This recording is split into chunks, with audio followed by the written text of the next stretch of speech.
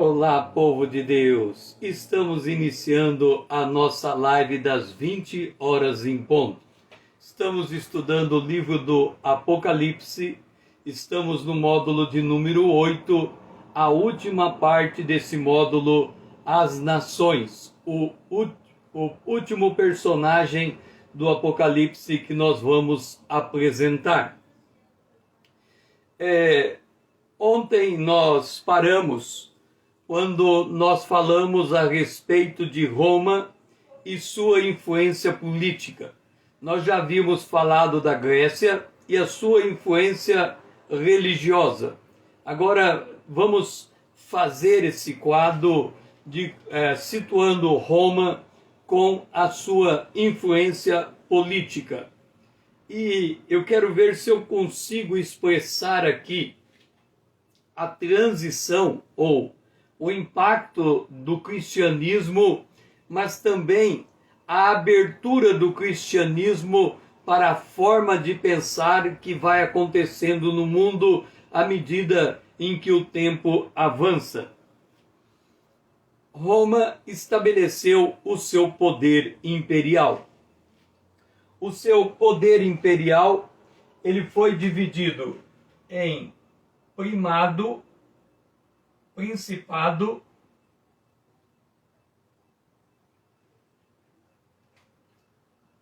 e dominato.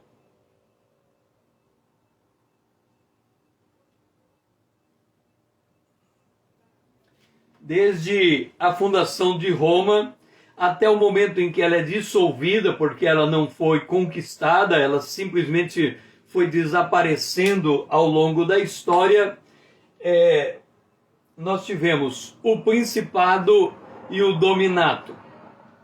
Durante o principado, o primeiro rei, o primeiro imperador, Augusto, Otaviano, ele recebeu o nome de Augusto, colocando ele com o papel de uma divindade, alguém que tinha o poder de fazer o contato entre a divindade e o homem, alguém extremamente poderoso para poder representar a própria divindade na terra. Nós vimos que, ao mesmo tempo em que Roma espraiava o seu poder político, o cristianismo também avançava. O evangelho saiu de Jerusalém, Judéia, Samaria, foi para Antioquia, depois ele seguiu para Roma, depois quando chegou esse tempo em que Roma se tornou dominato, governado pelo dominato, e ele foi para Constantinopla. O evangelho também foi para Constantinopla. Então o evangelho ele foi avançando. Depois nós vamos ver isso com mais detalhe. Mas o que eu quero enfatizar aqui é que do primeiro século até o século VI, até o século VI, século III, até o século III, havia muita perseguição contra o cristianismo. Muitos mártires deram a sua vida por causa de Cristo. Mas também apareceram os apologetas. E eles começaram a defender a tese de que o culto cristão ele não representava um perigo para o Estado. De novo, o culto cristão ele não representava um perigo para o Estado. O que é verdadeiro. Por quê? Porque Jesus, quando ele foi preso, ele disse, quando o rei Pôncio Pilatos disse, eu tenho poder para te libertar. Ele disse, você não teria este poder se o meu Pai não lhe tivesse dado. Se o meu reino fosse desse mundo, eu chamaria uma legião de anjos e eles me livrariam nesta hora. Mas o meu reino não é deste mundo. Então, o cristão, como o reino de Deus não é desse mundo, ele consegue conviver com o poder dominante. Mesmo que, no caso de Roma, naquele primeiro período, o poder dominante escravizava determinada casta de homens. a carta de Paulo a Filemon, Filemon, ele tinha um escravo. Aliás, o senhor de Filemon tinha um escravo, que era Filemon. Paulo envia Filemon de volta ao seu senhor, dizendo o seguinte: olha, ele é o teu escravo, ele está retornando para você e pode continuar como escravo. Se você achar por bem, como você é cristão, você achar por bem que ele tenha convivência e igualdade com você, o liberte. Senão, ele é o teu escravo. Se houver qualquer perca financeira no período que ele fugiu e esteve fora, eu pago essa diferença. Então, Paulo, ele dava instrução. Dora, seja bem-vinda. Ele dava instrução. Ele dizia: olha, fique debaixo da autoridade. Se você for debaixo dessa autoridade um escravo, permaneça como escravo. Se você pode se libertar, se liberte. Mas se você for escravo, é livre no Senhor. E se você for livre, é escravo do Senhor. Então, a pregação cristã, como ela está voltada para a vida eterna, para um reino que está por vir, ela consegue conviver bem com os governos, com os governantes. Tanto é que os apologetas, eles diziam: olha, quando Jesus veio, ele um dia mostrou a moeda de César e disse: de quem é essa esfinge? É de César. Dê a César o que é de César e dê a Deus o que é de Deus. Com isso, Jesus ele colocava um parâmetro, uma separação entre a igreja e o Estado. É por isso que, quando nós lemos tanto os evangelhos quanto as cartas de Paulo, não há, e de João, e de Pedro, e de Tiago, e de Judas, não há nenhuma indicação que eles deveriam se levantar contra o governo romano e derrubar o governo romano. Não havia esta indicação. Então, os cristãos iam morrendo como mártires. Os apologetas vinham por detrás dizendo que a fé cristã era compatível com a existência do Estado. Quando o evangelho expande para Constantinopla, Constantino II, ele dá liberdade de culto às igrejas, às religiões da época, incluindo a religião cristã. Eduardo, seja bem-vindo. Renata, seja bem-vinda. Então, Constantino II, lá pelo ano 200, próximos ao 307, ele dá liberdade de culto também ao cristianismo. Então, o cristianismo, ele começa a ter uma presença marcante. Mas no módulo que nós vamos tratar desse assunto, o módulo que trata sobre as igrejas cruzando os séculos, nós vamos detalhar isso melhor.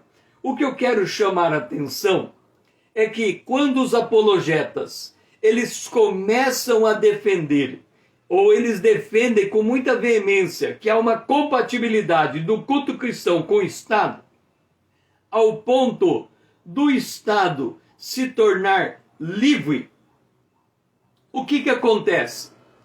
Há uma consciência no cristianismo que toda autoridade é constituída por Deus. Paulo fala isso em Romanos capítulo 13, verso 1. Toda autoridade é constituída por Deus. Então vamos olhar para o que está acontecendo em Roma. O rei Constantino II, ele tem muita dificuldade em estabelecer deixe-me ver aqui. Ele tem muita dificuldade em estabelecer a estabilização de Roma. Por que ele tinha esta dificuldade? Porque Só um momentinho.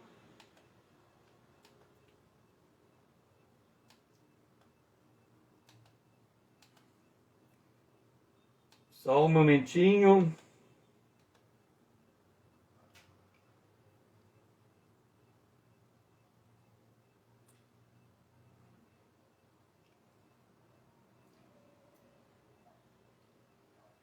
Ele tinha uma dificuldade de estabelecer o reino. Por quê? Porque quando houve a divisão de Roma em 4 províncias entre os filhos de Constantino, eu estou com medo aqui de trocar os nomes. Deixe-me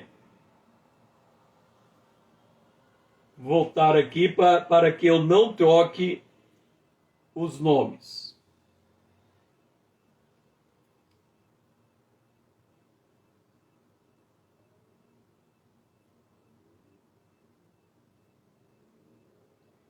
Vamos lá.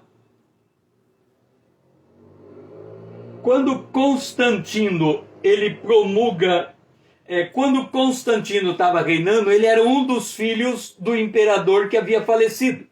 O imperador divide em 4 áreas. Um fica com Roma e um fica com Constantino, que coloca Constantinopla como a capital de Roma Oriental. Então nós tínhamos Roma Ocidental e Roma Oriental. Roma Ocidental, ela tinha que enfrentar os bárbaros. Roma Oriental tinha que enfrentar os persas. Então havia muita guerra.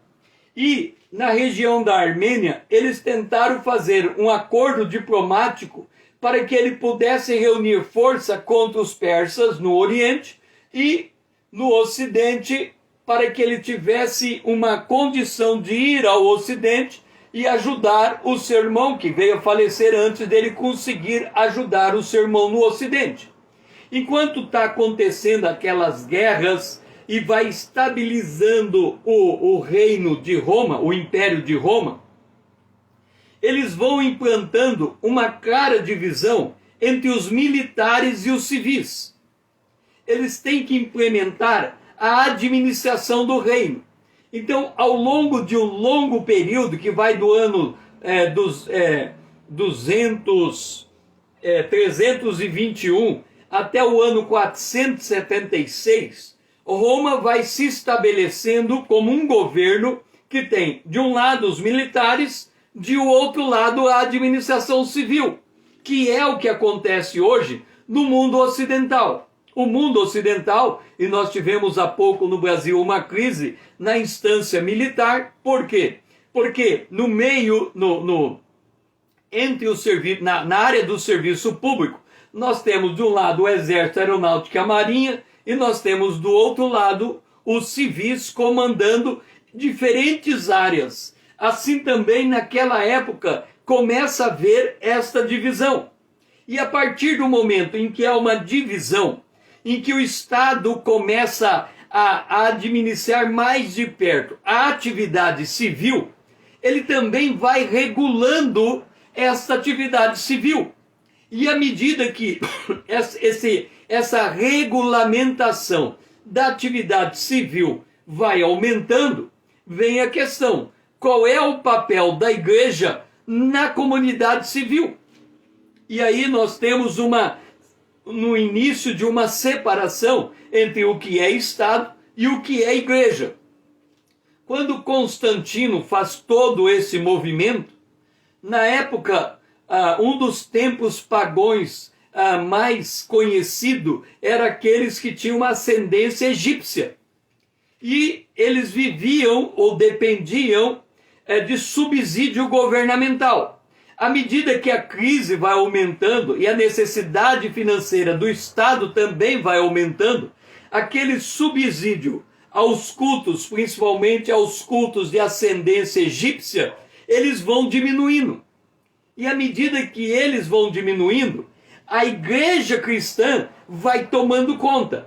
E ela vai ocupando esses espaços vazios, porque agora havia liberdade de culto.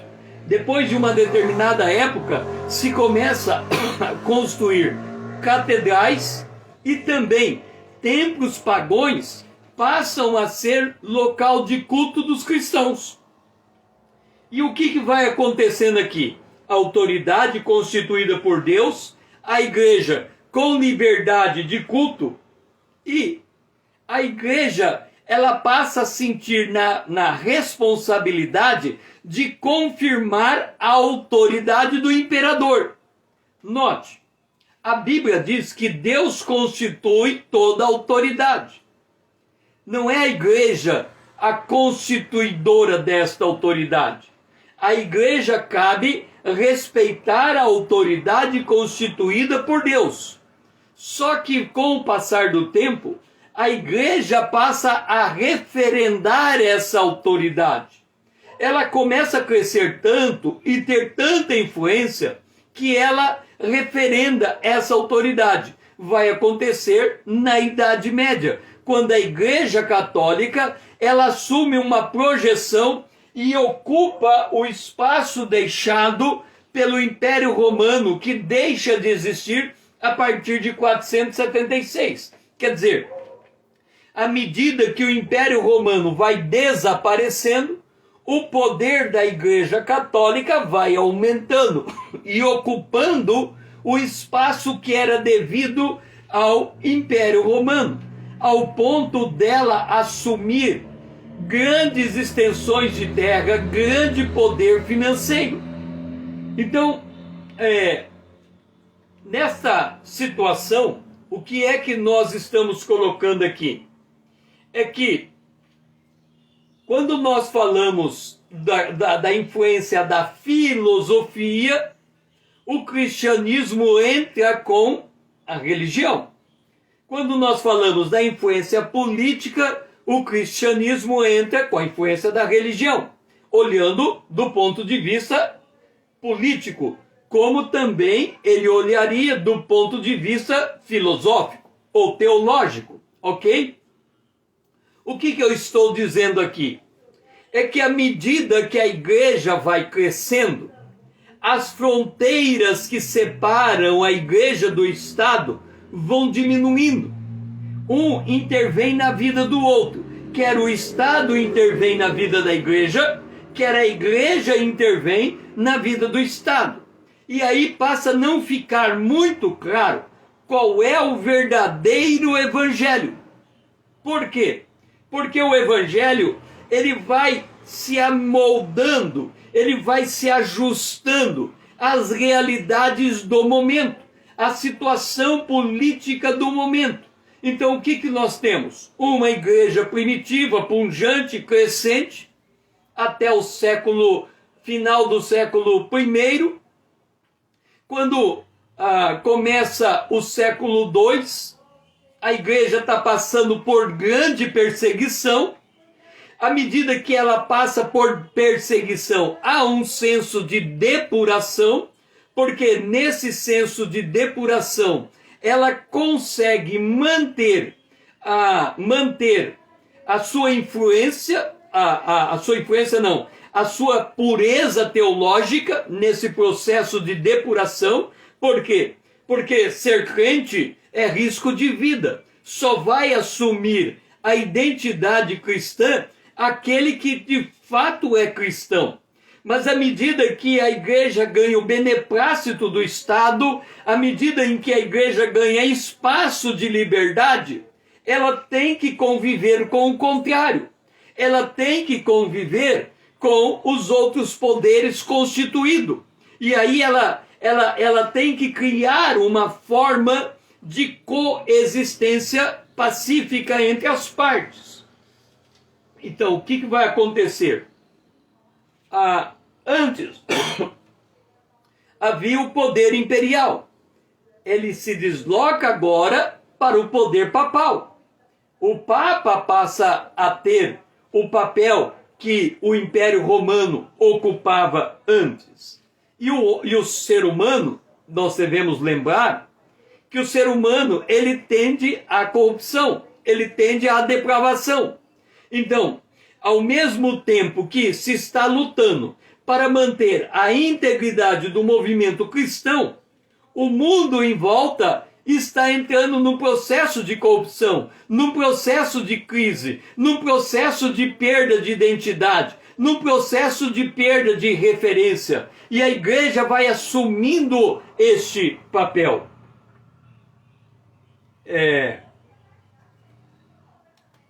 Vai assumindo este papel. Então, vamos voltar de novo ao livro de Daniel. Daniel, o rei tem uma visão, Daniel tem uma primeira visão e Daniel tem uma segunda visão. E quando eles têm essa visão, Daniel enxerga todos os governos humanos, todos os governos que existiram e que vão existir. Deixe-me adiantar uma coisa. Vá para Apocalipse, no capítulo de número 17. Apocalipse 17. Está escrito assim: vi uma mulher assentada sobre muitas águas. Depois diz assim: esta mulher tem 7 cabeças e 10 chifres. Esta mulher é a igreja iníqua. E esta mulher está dominando os governantes da época. Ela está assentada sobre a besta. Observa que quando Roma cai, a igreja assume, do lado oriental, a igreja assume o papel que cabia a Roma. E a igreja passa a referendar os reis, ok?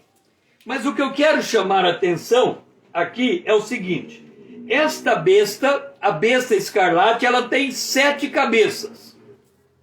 Agora, olha o que está escrito a partir do verso 9 de Apocalipse 17. Aqui está o sentido que tem sabedoria. As 7 cabeças são 7 montes, nos quais a mulher está sentada. Vamos congelar essa parte dos 7 montes. Não vamos ver isso agora. São também 7 reis. Olha só, esta besta são 7 reis. Quando nós falamos sobre o mundo desde a queda até a volta de Jesus, o que nós temos? O Deus desse século.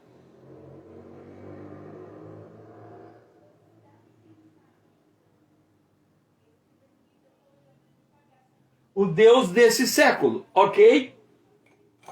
Eu quero que você entenda uma coisa. O reino de Deus, ele não é deste mundo. Ok? O reino de Deus, ele não é deste mundo. Vamos acrescentar aqui outra informação importante. Essa informação está em Efésios capítulo 2, verso 2. Ela fala que existe o curso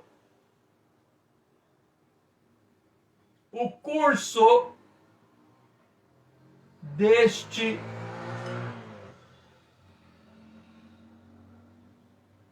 mundo. Existe o curso deste mundo, ok? O que é um curso? Imagine o rio Amazonas. Ele corre para onde? Ele corre para o mar. Todos os rios correm para o mar. Isso é um curso. O rio faz o curso, ainda que seja todo cheio de curva, embica para o mar.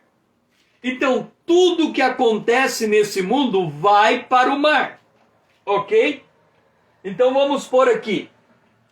Tudo que embica nesse mundo, ele vai para o mar. Ok? Tudo vai para o mar. Vamos ver o que é o mar. Apocalipse capítulo 17, versículo 15. As águas que viste, onde a meretriz está sentada, são povos, multidões, nações e línguas. Então o que está dizendo? O curso desse mundo vai para o mar. O mar são povos, raças, línguas e nações. Ok? Agora, o que nós estamos lendo aqui? Daniel 17, o versículo 9. Aqui está o sentido. Quem tem sabedoria? As 7 cabeças são 7 reis. Olha o que ele fala. Quem é que está escrevendo aqui? João. João estava em que período da história? João estava aqui, ó. João estava ao pé da cruz quando ele escreveu essa história. O que ele escreve? 5 reis já caíram. Então vamos ver. 5 reis já caíram. Egito, 1. Assíria, 2. Assíria, 2. Babilônia, 3. Medo-Persa, 4. Grécia, 5. Observa, 5 reis já caíram. Um existe.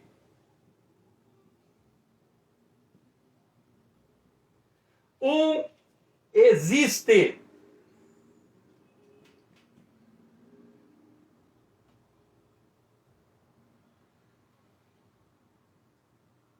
Um existe. E o outro ainda não chegou. Esse outro ainda não chegou. O outro é Roma no seu segundo estágio. O outro não chegou. E quando chegar, vai durar pouco tempo. Daniel dá o tempo. 7 anos. Percebe por que nós temos que fazer uma análise de todo o curso da história? Porque senão chegamos no livro do Apocalipse, no capítulo 17, para enxergar a interpretação de um determinado verso em que ele chama a história mundial. E se nós não estamos entendendo a história mundial aos olhos da Bíblia, nós vamos ficar perdidos. 5 já existiram: Egito, Assíria, Babilônia, Medo-Persa e Grécia. Um existe, Roma, e o outro está por vir, Roma na segunda fase. E quando vier, vai durar pouco tempo. Quanto é esse tempo? O livro de Daniel diz: 7 semanas, ou 1 semana, ou 7 anos. E aí acaba. Então, o Deus desse século está usando o aprendizado que ele adquire em cada império para no império seguinte ele dominar melhor o ser humano.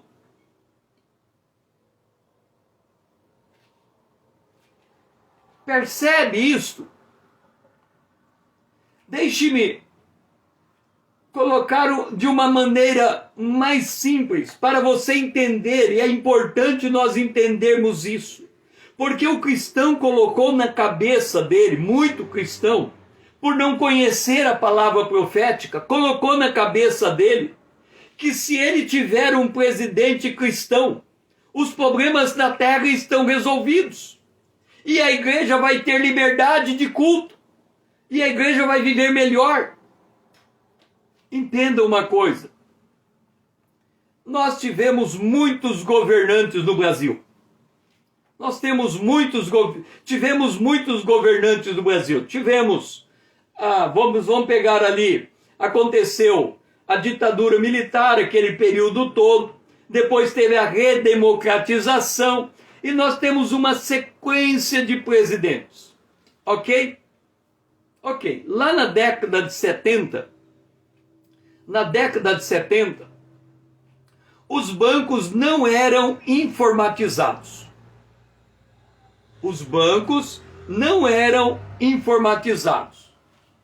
O que se podia fazer nessa condição?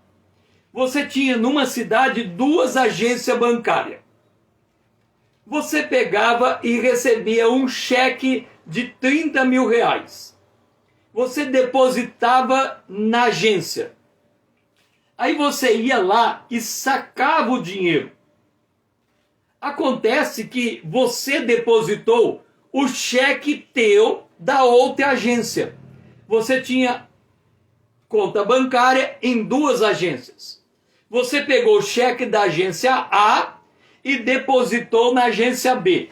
Foi lá no cliente e disse assim, no gerente disse, gerente, eu depositei 30 mil na minha conta bancária. Você pode me liberar 25 mil? O gerente olha para a conta, tem um depósito de 30 mil, ele libera 25 mil. Acontece que levava de 7 a 14 dias por cheque compensar. Então você tinha 14 dias ou 7 dias para ir lá no outro banco, da onde você tirou o cheque, e depositar. E aí você depositava. E assim você conseguia fazer um autofinanciamento, quer dizer, você financiava com o teu próprio dinheiro. Dá para entender uma coisa dessa? Os anos se passaram. E esse sistema de compensação se tornou mais aperfeiçoado. Hoje, quando você deposita no banco, imediatamente o dinheiro sai da tua conta e vai para aquela. Às vezes acontece até o seguinte, quando você deposita numa conta, imediatamente o dinheiro sai da tua conta. Mas se for no fim de semana, é perigoso o dinheiro ficar no banco até cair na outra conta na segunda-feira, mas da sua conta já saiu. César, o que tem que ver isso com a profecia? O que tem a ver é que quando havia compensação não eletrônica, não computacional, você tinha uma liberdade.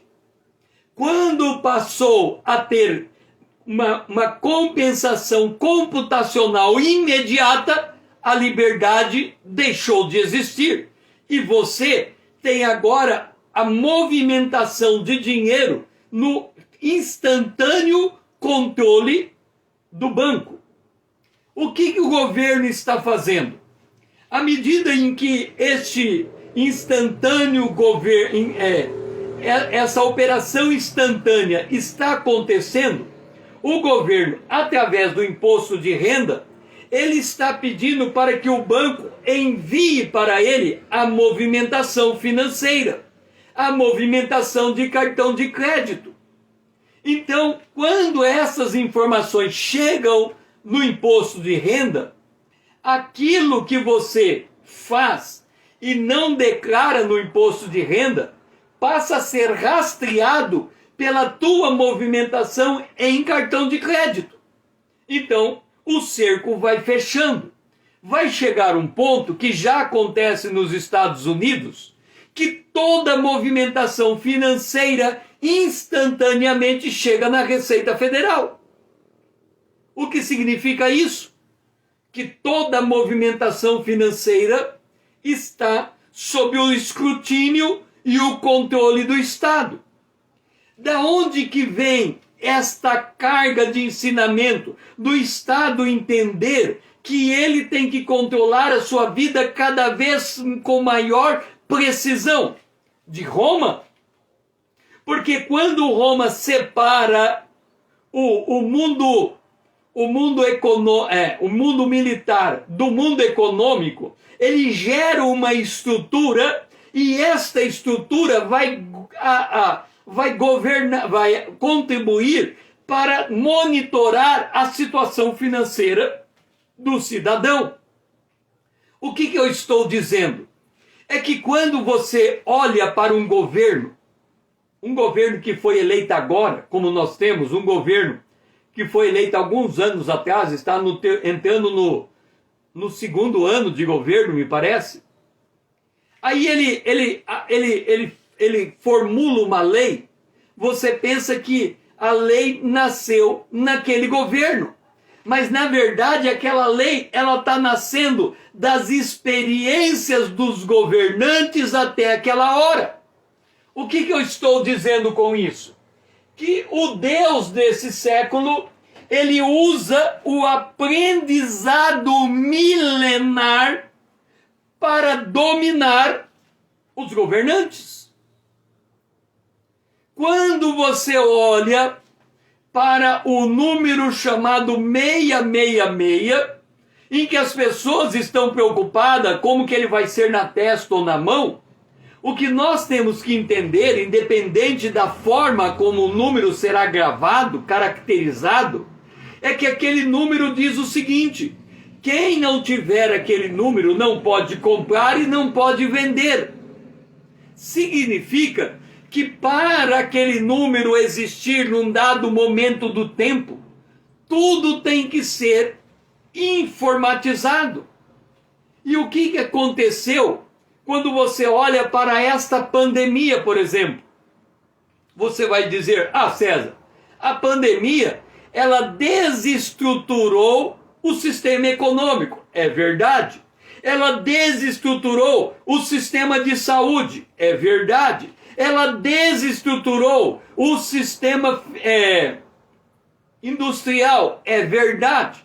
Ela desestruturou os sistemas de governo. É verdade. Mas o que ela fez? Apesar de tudo isso ter desestruturado, o que ela conseguiu fazer, apesar do volume de desemprego ter aumentado? O que ela conseguiu fazer, apesar da inflação ter subido? O que ela conseguiu fazer, apesar do PIB ter caído?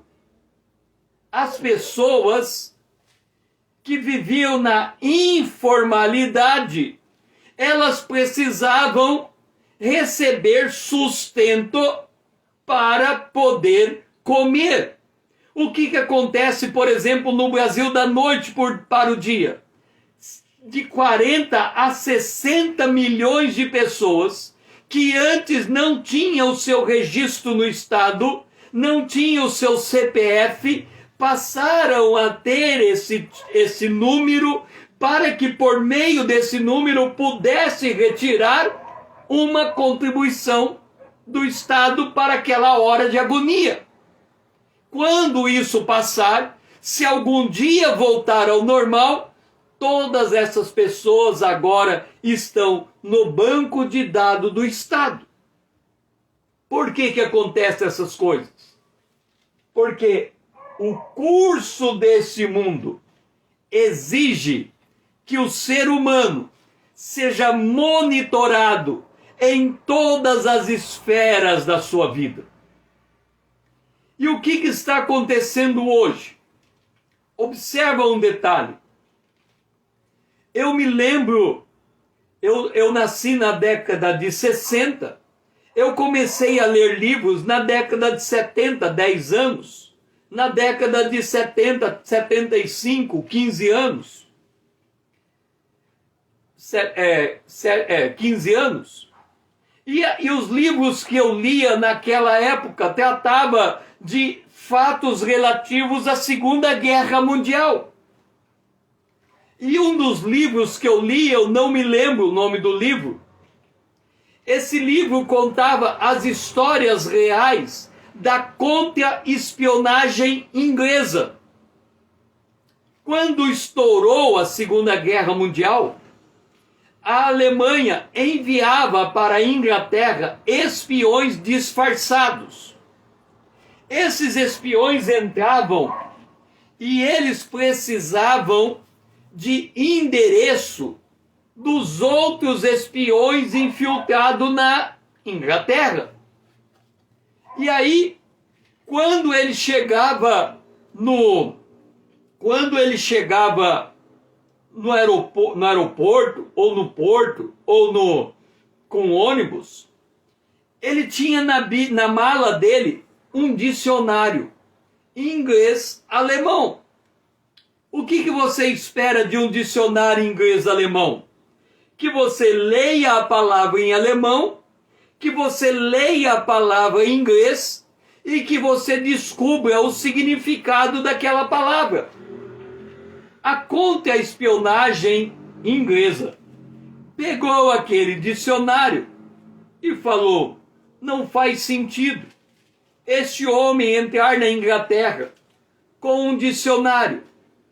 E ele começa a ler o dicionário.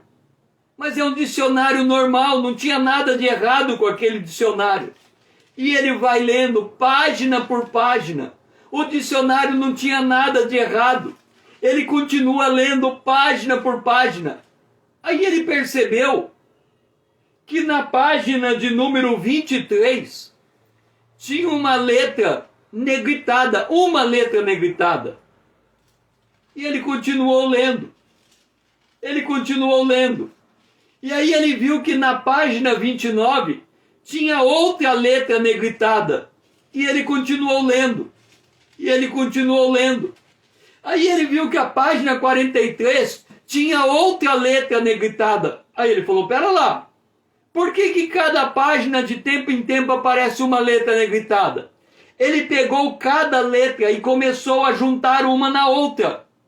E quando ele terminou de ler o dicionário, tinha uma lista de endereço feito por uma letrinha negritada. E ele identificou que aquele indivíduo era, na verdade, um espião.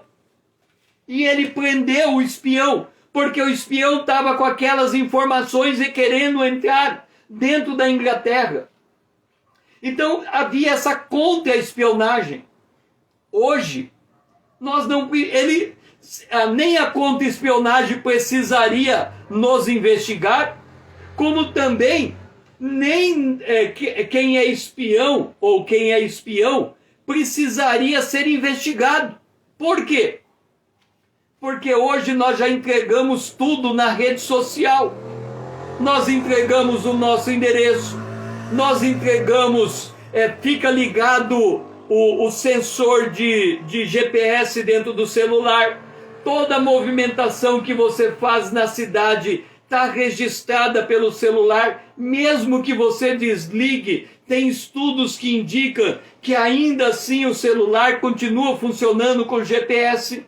Hoje você indica, através das redes sociais, a lista de todos os teus amigos e até os amigos antigos do passado, instantaneamente, até a rede te ajuda.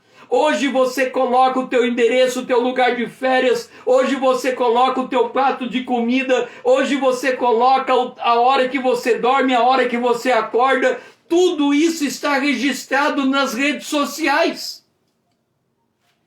O curso deste mundo demonstra que o Estado tem a necessidade de controlar os seus governados. E se você somar todas as informações que existem hoje nas redes sociais a nosso respeito, todas as informações que existem a nosso respeito nas instâncias governamentais, praticamente o governo sabe, ou a rede social sabe, a nuvem sabe, até a nossa respiração. Porque tem gente que, para correr, coloca um relógio que marca até a pulsação. Então o indivíduo está absolutamente mapeado. Ele sabe, se ele escrever que ele é cristão, todo mundo sabe. Se ele negar ou tentar ocultar a sua fé, todo mundo já sabe. Porque tudo já está registrado, já está revelado, já está exposto. Por que eu estou dizendo isso? Porque, independente do avanço do Evangelho, entenda o que eu estou falando, independente do avanço do Evangelho, o curso desse mundo continua executando as suas intenções. E para onde vão as intenções do mundo? Chegará o seu fim e não haverá quem socorra, até que a destruição que está determinada seja derramado sobre ele. Entenda, esta realidade em que nós vivemos. Porque nós podemos usufruir daquilo que a sociedade industrial nos oferece, podemos usufruir. Podemos ter relações de negócio, podemos ter relações de negócio. Agora não podemos ser tolos, ser infantis, ser imaturos, no sentido de achar que a nossa vidinha que está boa, que está confortável, que está agradável, não pode mudar da noite para o dia. E quando ela mudar, quando alguém observa um detalhe, eu faço uma pergunta para você. Quem é hoje na Terra o homem mais poderoso da Terra? Quem é na Terra o homem mais poderoso da Terra? Por certo, olhando para o conjunto de forças que cerca este homem, é o presidente dos Estados Unidos. Ou poderíamos dividir entre o presidente dos Estados Unidos, o presidente da Rússia e o primeiro-ministro da China. São os 3 homens mais poderosos do mundo. Mas vamos ficar com o lado ocidental, que a gente conhece pouco o lado oriental. Do lado ocidental, seguramente, o homem mais poderoso do mundo é o presidente dos Estados Unidos. Quem era o presidente dos Estados Unidos no ano passado? Sabemos. É um homem chamado Trump. Ele era o homem mais poderoso do mundo. O que ele fez? Ele escreveu algo na rede social. O que a rede social fez? Deletou ele.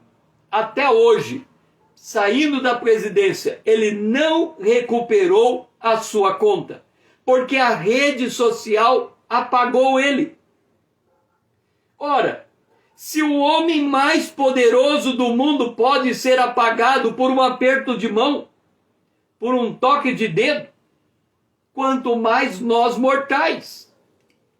Então, quando nós olhamos a estrutura dos governos, e quando nós olhamos para o que o que Satanás disse para Jesus, vamos abrir as nossas Bíblias em Mateus, capítulo 4. Satanás chega para Jesus e disse, mostrou-lhe todos os reinos do mundo. Ele não estava mostrando o reino de Roma. Ele não estava mostrando os países que existiam na época de Jesus.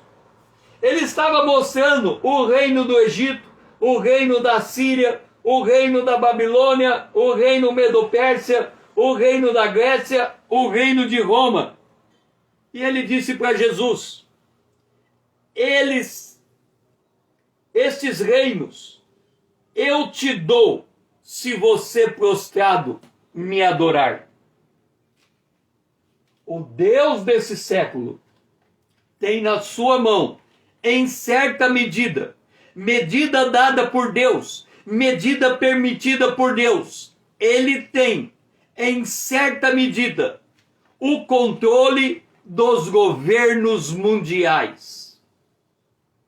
E ele está preparando esses governos mundiais para trazer a sua besta. E quando a sua besta chegar, ele vai utilizar o conhecimento milenar de 4.000 anos de história para implantar o governo da besta.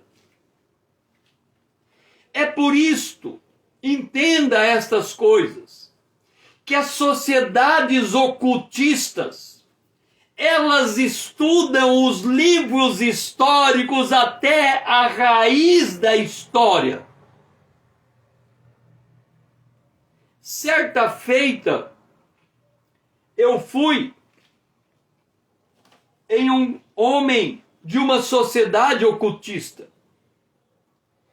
Eu perguntei algo para ele, algo que tinha me afetado, e eu mostrei aquele objeto de afetação para ele. E eu perguntei, esse objeto que me entregaram, ele tem algum significado na sua sociedade oculta? Ele disse, tem. Eu disse, você pode porventura me revelar o que significa esta imagem que colocaram nesse objeto? Ele disse, está aqui o livro. Esse livro tem a resposta que você procura. Você não pode levar esse livro para a sua casa, ele me disse. Mas se você ler aqui na minha frente, somente o que você quer saber, eu posso abrir o livro e te mostrar. Eu falei, então me mostre. Ele abriu o livro e a figura que tinha naquele objeto que eu tinha recebido estava ali na minha frente. E o significado do lado. E eu comecei a ler o significado e entendi qual foi a intenção daquele objeto contra a minha vida. Estava escrito ali no livro dele. Aí eu li uma parte que eu não consegui entender, porque aquela parte estava numa mistura de letras que não tinha como entender. E eu falei, o que está escrito nessa mistura de letras? Sabe quando você clica a tua senha e aparece aquele monte de estrelinha? E você fala, qual é o número? Tá, só estrelinha no lugar? Havia um monte de estrelinhas, de monte de caracteres. E ele disse, isso que está escrito, só os iniciados podem ler. Agora, ele disse assim para mim, o que está escrito em português e que você lê, você já consegue entender a gravidade do que está escrito nesta linguagem criptografada. A criptografada só nós podemos saber, ele disse. Mas o que está em português você pode saber. Aí você diz, César, por que você está chamando a atenção nisso? Porque quando nós lemos a interpretação em Apocalipse capítulo 17, que 5 reis já caíram e um existe, e o outro ainda vai vir, na nossa mentalidade, um governo acaba e outro assume. Na nossa mentalidade, um presidente cai e outro levanta. A gente não para pensar que por detrás desse presidente que levantou e caiu, há uma estrutura por debaixo dele de sabedoria milenar, conduzindo o mundo para a marca da besta. Por que nós temos que estudar a palavra profética? No mínimo, para não sermos tolos. Porque você vai dizer, César, mas se a gente souber a palavra profética, o que vai acontecer? Duas coisas. A primeira, você não vai dar uma de bobo na história. Você sabe o que está acontecendo à tua volta. A segunda, você sabe que está chegando a tua hora de ir para casa. Então você vai ficar cada vez mais vigilante. Não é para mudar o mundo, porque o mundo em certa medida não muda. Nós vimos o dilúvio, e nós vimos qual foi o resultado do dilúvio. O mundo desapareceu. Vamos abrir a Bíblia em 2 Pedro, capítulo 3, o versículo de número 4. 2 Pedro. Abra na sua Bíblia para você ler junto comigo. 2 Pedro, capítulo 3, versículo 4. Onde está a promessa da sua vinda? Aqui é o mundo perguntando. Por quê? Porque desde que os pais dormiram, todas as coisas permanecem como desde o princípio da criação. Quem não tem visão profética acha que mudança de governo é uma alternância normal. Porque deliberadamente esquece que de longo tempo houve céu bem como terra, a qual surgiu da água e através da água pela palavra de Deus. Os mundos foram criados pela palavra de Deus. Agora, olha o verso 7. Os céus que agora existem e a terra que agora existe, do mesmo modo, pela mesma palavra, têm sido entesourados para o fogo, estando reservados para o dia do juízo e destruição dos homens ímpios. Agora vai comigo para Apocalipse, no capítulo 19, o versículo 15. 19:15. Sai da sua boca, isso é de Cristo, uma espada afiada, para com ela ferir as nações, e ele mesmo as regerá com cetro de ferro, e pessoalmente pisa o lagar do vinho, do furor, da ira do Deus Todo-Poderoso. A visão de Daniel: os governos vão crescer até chegar à sua maturidade, mas vai vir uma pedra bater e destruir todos eles. Por que destruir todos eles? Porque a sabedoria dos governantes, acumulada ao longo dos milênios, encavada nos livros de sociedades ocultas, estão organizados, montados e preparados para gerar o domínio da humanidade e entregar esse domínio à besta, que por sua vez está dominado pelo dragão, o barro com ferro, que não se misturam, que não se dá liga, que Deus disse lá na origem, em Gênesis, no capítulo 3, no versículo 15, que ele colocaria inimizade entre a mulher e a serpente. Quer dizer, mesmo a besta será um reino dividido. E aqui termina a história das nações, com a vinda do reino de Deus. É nisso que nós temos que atentar.